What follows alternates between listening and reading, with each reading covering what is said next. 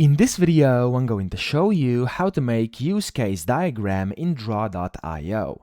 Now, the first thing you want to do here, you want to click on More Shapes at the far left side, and then you want to go ahead and under Software here at the very bottom, you want to make sure UML and UML 2.5 are enabled, because inside these, as you can see, there's a bunch of different shapes you can actually use to create a use case diagram. So you can then click Apply, and then here you can see you have UML 2.5, and then also you have the UML, and you can go ahead and add in different shapes from within in here. You can go ahead and put them on, and of course, via that, you can create your own use case diagram. Okay, so these are the most useful, but of course you can go ahead and create them with any of these things over here inside the general, advanced, etc.